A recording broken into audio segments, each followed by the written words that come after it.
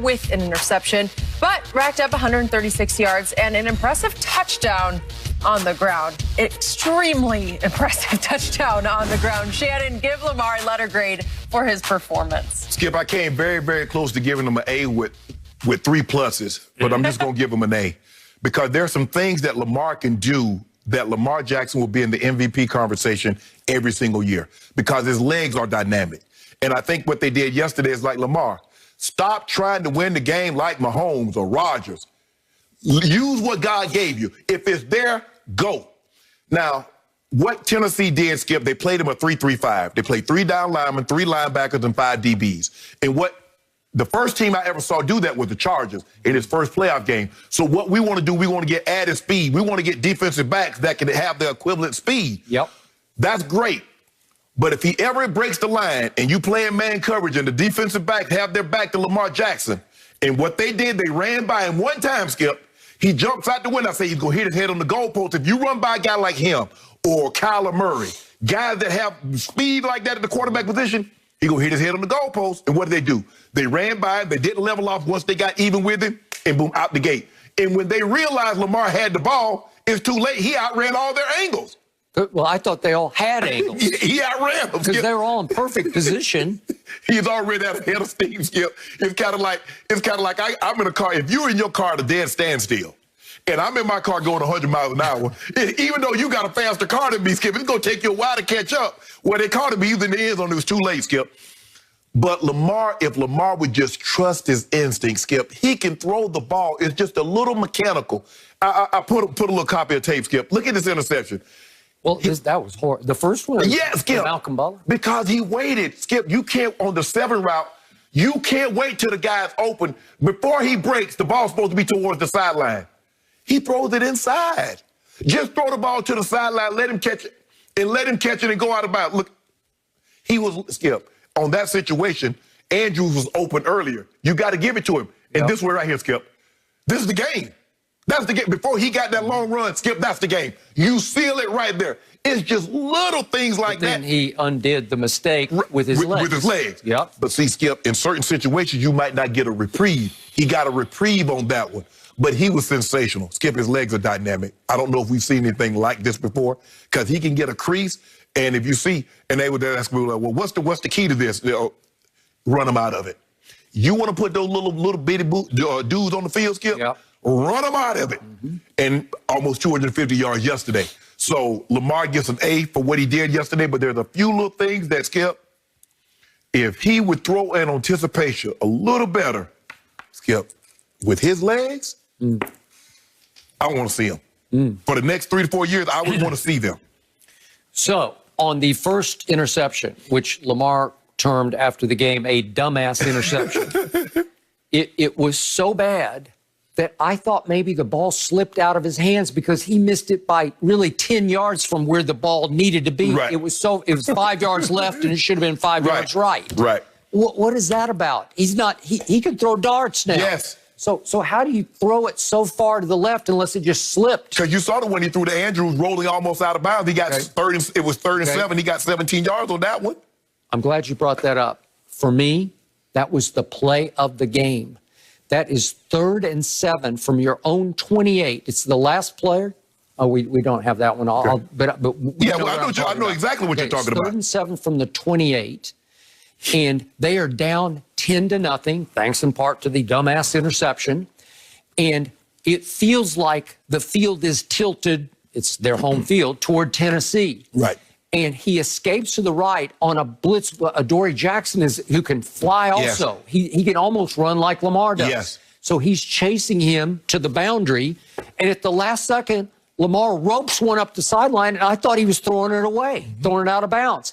And all of a sudden, big old Mark Andrews is also along the sideline, and he snags it for a 17-yard gain. Well, help me out. If that goes incomplete, if he just threw it away, and you have to punt from your own 28-yard line, and you're down 10-0, wouldn't you have not loved their chances? I would not have loved their chances. But, Skip, what do we say? When you're rushing, you never let a guy escape to his dominant arm. You force him to go the other way.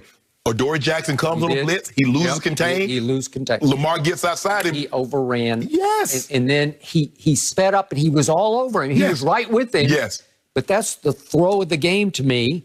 And then obviously the run of the game to me is also, people don't remember this, but this is 3rd and 9. 3rd and 9 from the 48-yard line. And it's the Tennessee 48. Right. And he goes 48 yards. And at first, I thought he was going to go for, I don't know, 4 or 5 yards. And then all of a sudden, whoosh. It's over. And then another whoosh. And once he hits whatever his top gear is, it's absurd how he's pulling on the DBs who have angles on him. He outran all their angles. You better not go by him. Whoops.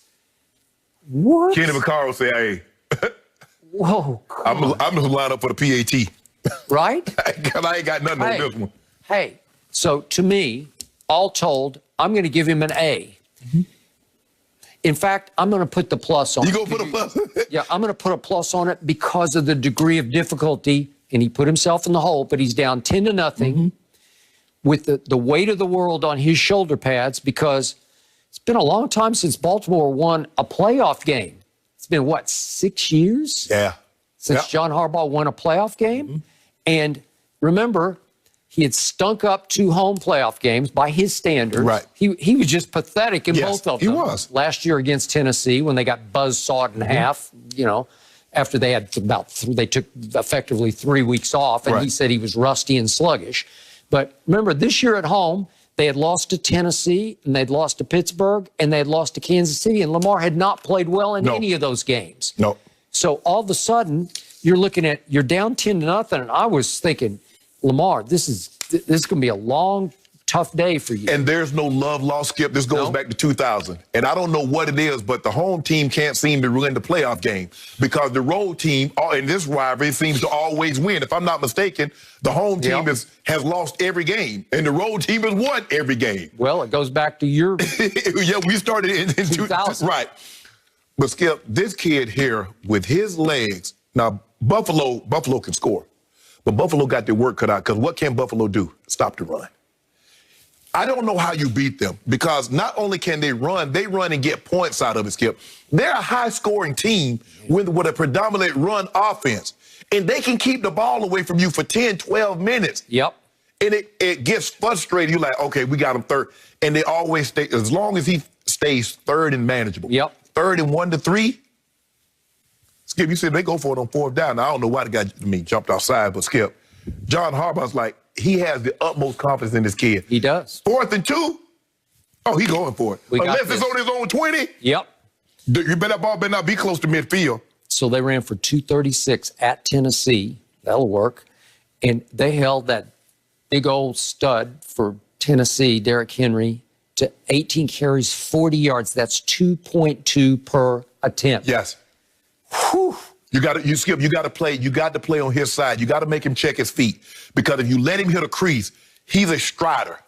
And you want to make him check his feet. You make him want to find out, okay, it's not there, let me cut back, and guys get a chance to get there. But if you let him get downhill, and then I love what Marcus Peters did at the when he got that interception. That's what y'all want to do? Oh, yeah, that's what y'all do. They take a picture, they take a selfie on the logo.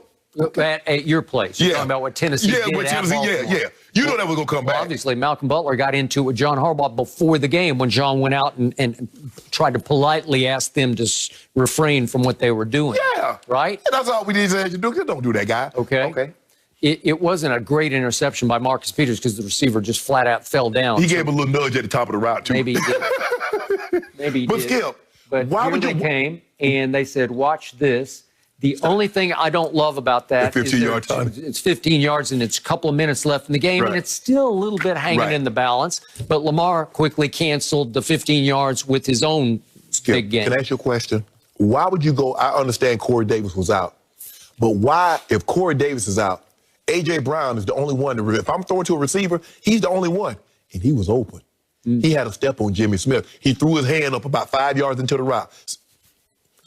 He hadn't made his mind up. I'm going to that. Okay, I've told you 1,000 times on the show, I've never been a Ryan Tannehill fan since back. I like him. He just had a wrong read on that play. Okay, he has made me eat those words often over the last 2 years, but on that play, that was Tannehill-ish. Yeah. Right.